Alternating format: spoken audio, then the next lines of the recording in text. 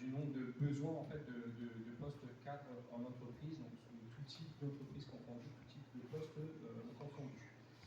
Systématiquement, quand il y a eu une baisse, c'est qu'il y a eu une crise. Mais derrière, par contre, c'est reparti à la hausse. Et là, en fait, en ce moment, on est encore dans une forme de crise. Juste après le Covid, c'est reparti de plus belle, un peu comme jamais, on a envie de dire, parce que vraiment, on est parti assez haut quand même. Dans les années 2000, on était quand même à 200 000 postes de cadres en recrutement chaque année. Alors, on est passé à 330 000 juste après le Covid, donc il y avait quand même une belle dynamique, c'est reparti et les marchés quand même se sont créés derrière malgré le contexte qu'il y a pu avoir 2 ans auparavant. Et là, en fait, on se retrouve de nouveau avec une instabilité politique, vous avez tous vu à travers les journaux, et qui nous a pas en fait permis d'avoir de la visibilité sur où on va aller, est-ce qu'on va avoir les fonds, où est-ce que ça va donner par la suite, etc. Il y a tellement mis de blocage en fait politique là-dessus qu'il y a un ralentissement au niveau national, un peu surtout. Il y a eu beaucoup d'épargne aussi de nous tous en soi, et forcément ça a fait baisser l'activité. Là, on avait prévu pour 2026 une hausse, ce qui a eu lieu sur janvier, février au niveau national. Par contre, c'est de nouveau en fait en stabilité, voire en baisse. Peut-être aussi que vous êtes peut-être un peu moins impacté, mais certainement par rapport peut-être à des politiques publiques, à des budgets, etc.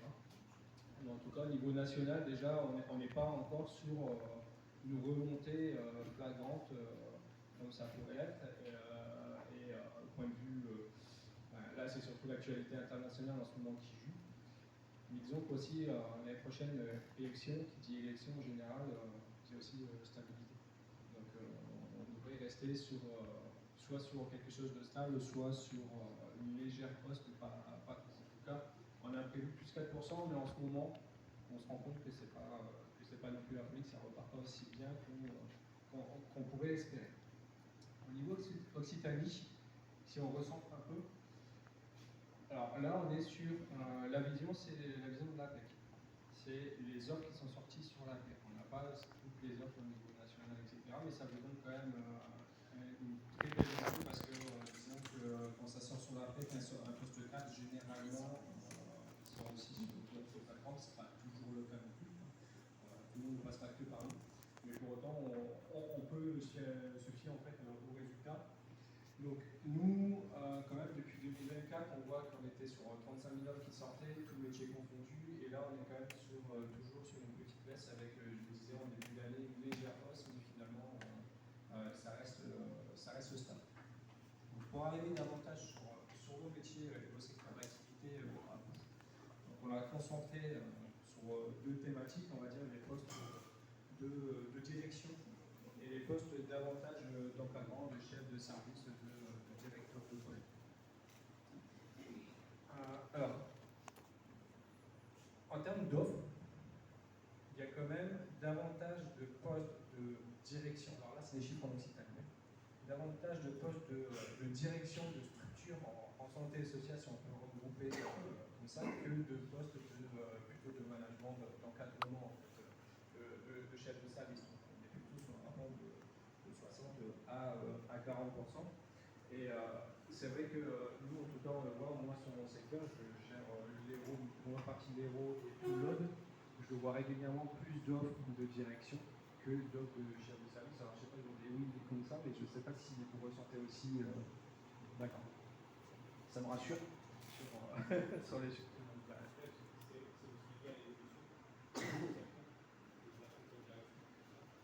D'accord, ok. Alors, au niveau des offres, donc sur les 4 dernières années, on a eu un petit rattrapage en fait. Alors, c'est des chiffres qui sont sortis, que moi j'ai demandé au service études qui m'ont sorti ça cette semaine. Donc, c'est pour ça que j'ai des moitiés d'année en fait, on part de juin en juin. Pour autant, on voit quand même que 2024-2025, il y a eu un rattrapage par rapport à la fin 2023 où justement, c'est à ce moment-là que ça a plongé et que tout le monde est un peu levé le pied sur les recrutements, quel que soit le secteur. C'est un peu repris, mais disons qu'en gros, on a en moyenne sur du 3004 en termes d'offres. Pour aller plus loin, un peu plus loin, sur la répartition de ces métiers-là. Donc, je vous disais, il y a 60% plus de direction. Quand on regarde juste sur un secteur d'activité, celui qui manque le plus, c'est les chefs de service. Ce n'est pas les postes de direction d'établissement, mais disons que si on le regroupe par vraiment micro-famille, c'est eux où on envoie le plus. Par contre, si on parle en termes de direction, on a cette corrélation-là, en fait, de postes. Alors, le directeur de maison de retraite, personnellement, quand je vous nomme très rapidement, quand je vois le secteur d'activité, je sais que souvent c'est surtout sur l'homme, j'en vois quand même pas mal. Et en termes de candidature, on a, je ne sais pas s'il y a des directeurs de maison de retraite,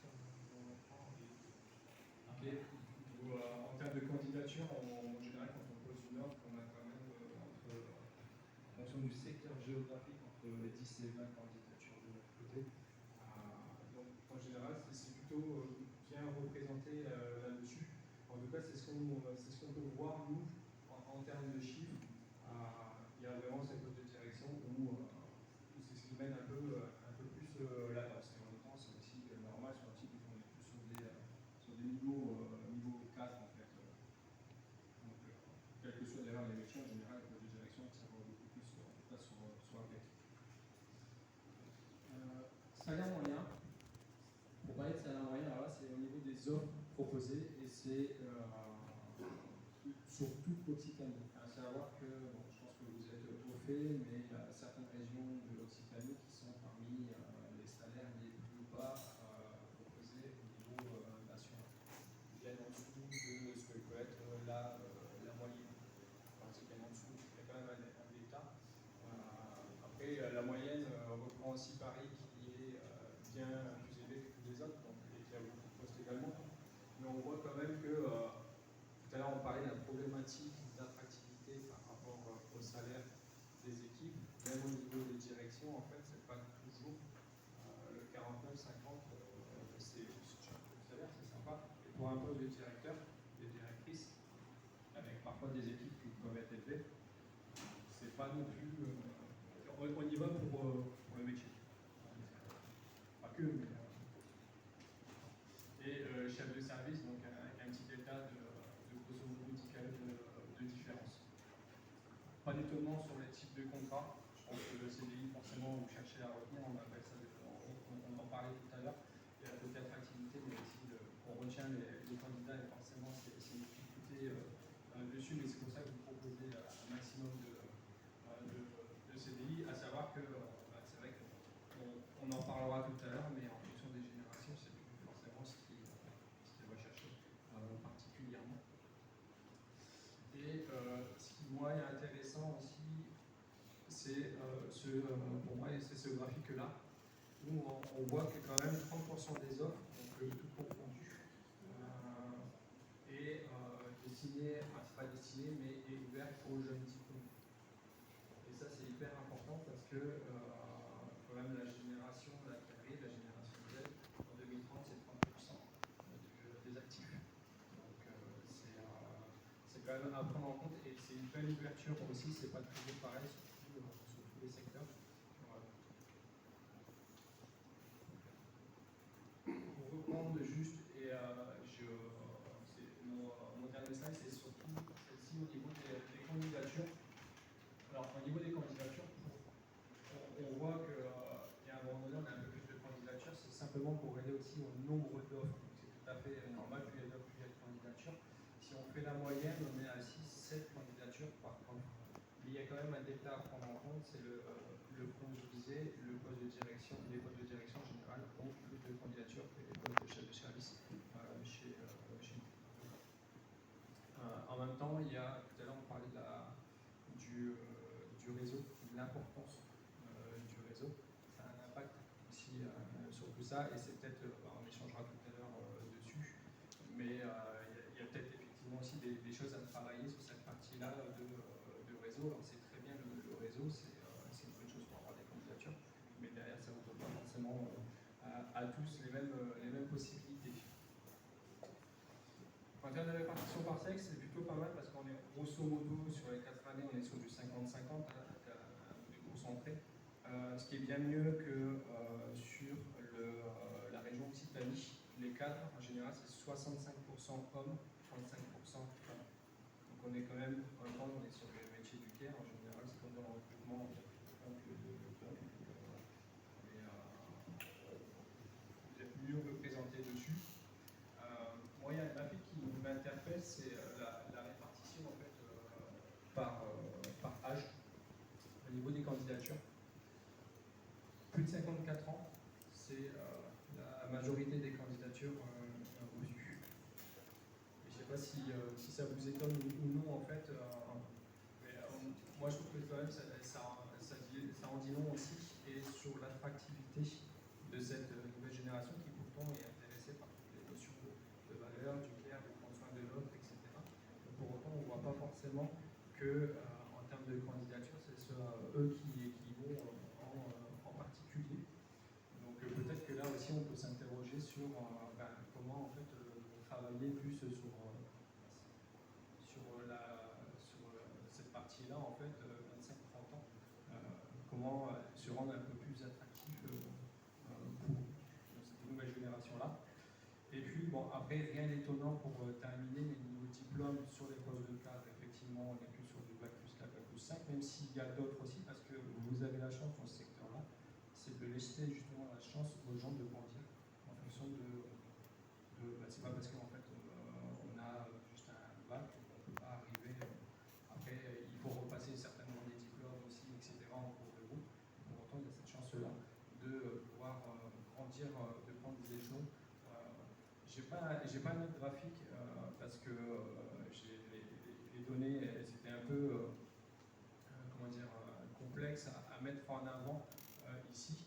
Mais en termes de diplôme, des personnes qui postulaient, énormément viennent d'autres secteurs de base que le secteur en fait votre secteur social. C'est pas, on a beaucoup d'ingénieurs, etc. qui changent en fait de poste, qui font de la reconversion. Je ne l'ai pas mis en termes de graphique parce que c'était vraiment compliqué à interpréter comme ça, mais tout à l'heure on en parlait justement des personnes qui viennent d'autres secteurs ou qui font des études qui peuvent être un peu différentes de ce qui est demandé de la théorie, le test, mais qui pourtant en termes de management pourraient très bien gérer un établissement. Il y en a quelques-uns qui postulent, mais là encore une fois c'est des chances en fait, on laisse à ces personnes-là derrière de pouvoir y arriver, et c'est une question à mettre en avant. La proportion, Marc, vous avez peut-être parlé, ça pourrait être intéressant, c'est la proportion de cadésiens et de master 2 dans l'évolution. Je vais pas, parce que c'est pas regroupé en mode synthèse. C'est là aussi sur l'évolution dans notre secteur. Et après, on était mangé, on voit vraiment que les masters ne développent pas sur les cadésiens. Voilà, ça serait intéressant de pouvoir le chiffrer en fait. Je crois que de mémoire, parce que j'avais vu, mais j'avais 25% dans le diplôme spécifique social, et après, il me semble que les diplômes universitaires, donc diplôme M2, a été un peu plus élevé, j'ai plus exactement, je ne sais pas vous dire n'importe quoi, mais il était un peu plus élevé que ça. En fait, c'est là où moi j'étais un peu étonné, je pensais vraiment que ça allait être centré sur votre secteur, en fait, vraiment c'est étalé. Sur votre transition d'âge, avec les plus de 50 ans, ça représente 50%. Ce qui serait bien, c'est de se dire, c'est de se dire combien il y a de demandeurs d'emploi. Parce que là, vous avez fait la base de données avec l'APEC sur les offres. Voilà, on est à 26 000 sur l'année 2025-2026. On voit qu'il y a 50% de personnes de plus de 50 ans. Est-ce qu'ils sont en recherche active d'emploi ou est-ce qu'ils sont en poste? Est-ce que c'est possible de faire des croisements avec France Travail pour vous ou pas? Ah oui. Parce que là, ce qui serait bien, c'est de se voir l'analyse des plus de 50 ans, combien il y en a qui sont demandeurs d'emploi. Mais je pense que la question est bonne, effectivement, et par contre, je n'aurai pas les chiffres parce qu'on n'identifie pas. Moi, je ne l'ai pas demandé, mais peut-être que possiblement, services sont en capacité de le dire, en fonction de comment les cadres se sont tagués sur leur profil.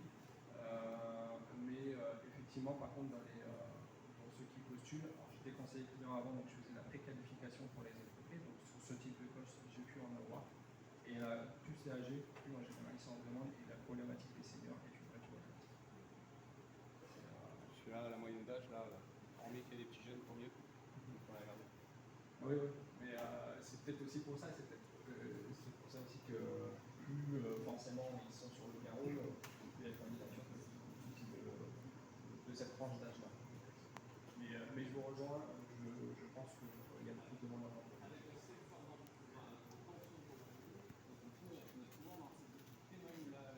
C'est vrai qu'aujourd'hui, on a quand même, souvent moi j'ai l'impression qu'il y a pas mal de postes disponibles, normalement, et que du coup, ceux qui sont les plus âgés ont le plus d'expérience, potentiellement, avec une employabilité plus importante sur ce secteur-là. Oui, avec une notion de faire tout ça. Je vais vous donner un exemple. Une fois, j'avais eu un poste comme ça pour une personne qui avait, je crois, plus de 20-25 ans dans le domaine, qui est passée par TIF dans une direction des bases. Et quand j'ai envoyé le CV, le retour de la RH du date de 15, non, ça ne sera pas possible. Du coup, j'ai rappelé en me disant pourquoi ce ne sera pas possible par rapport aux critères que vous m'avez demandé, elle les a fait. Mais ouais, mais vous avez vu la tête du CV. 3 pages, écrit comme une Bible. Le truc, c'est que derrière, ce qu'elle ne m'avait pas expliqué, c'est qu'ils étaient un peu en difficulté et qu'ils recherchaient aussi quelqu'un qui était dans une dynamique d'innovation. Au point quand même qui est essentiel. Mais pour autant, voilà, à ce moment-là, elle m'a dit quelle image elle a en toi. Je l'ai écouté, elle n'a peut-être pas les codes, mais sur son CV, etc. Mais pour autant, je n'ai pas creusé la chose parce qu'on ne m'a pas demandé. Donc, c'est faire passer un peu. Je ferai passer à la direction. Pas certain que ça passe. Pas forcément une retour dessus. En fait, ça, c'est une très très grosse problématique. Et pour en avoir traité des CV, je crois que c'est le premier point à régler. C'est comment on se vend. En fait, déjà à travers une feuille, surtout que maintenant il y a des ATS, avec des systèmes bonifiés. Donc ça c'est. Après, il y a des ça va questionner quand même, parce que du coup tout le monde peut passer aujourd'hui sur un CV top avec l'IA, mais du coup ça va pas. Le recruteur verra peut-être plus ça, mais quand il va le recevoir. Ouais, alors le top, je peux le remettre en question. Oui. Mais un beau CV, ouais, effectivement. Plus vendeur, on va dire. Ouais, vendeur, effectivement. Mais, après, effectivement, les seniors, oui, il y a toujours cette problématique-là. En fait, il y a toutes les craintes. Toutes les craintes qu'on peut avoir, c'est comme pour les juniors. Toutes les craintes qu'on peut avoir pour eux, on a la même problématique en fait, sans s'adresse à la question pour les seniors. Et les seniors eux-mêmes, en fait, se mettent des freins ou mettent des stéréotypes sur les autres. Donc ça, c'est une question générationnelle, c'est un gros travail à faire et on travaille dessus. Alors, on n'est pas les seuls, il y a des enseignants qui travaillent dessus, il y a plein d'autres qui travaillent dessus. Mais disons que tout le monde est d'accord pour, et puis au moment de le faire, il y a les craintes qui reprennent dessus. Et malheureusement, ça laisse des personnes sur le terrain. Mais on a quand même des structures qui sont ouvertes, pas non plus trop généralisées. Bon, voilà, c'était un simple point. Alors, je pense qu'il y a beaucoup de choses que vous aviez certainement déjà en tête. Voilà, c'est ce qui peut confirmer peut-être ce que vous aviez en tête. Après, donc, n'hésitez pas, si vous voulez avoir en fait un peu plus de détails parfois sur telle ou telle génération ou certains sujets RH de recrutement, avec.corporate, c'est notre site où il y a toutes nos études dessus et vous pouvez retrouver pas mal d'informations. Ça peut être intéressant aussi pour vous à connaître. Moi, je vais m'arrêter là et je vais laisser